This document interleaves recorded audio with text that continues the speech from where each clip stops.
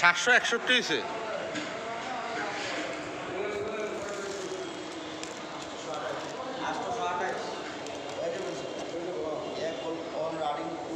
ও Coke লাগলে আবার 10 KG পাকাইলো মনে হচ্ছে। চিন্তা কি এই মুরব্বী এই সারগো সামনে বুঝি দেখাইতে হয় এই ভাঙা ভুঙ্গা।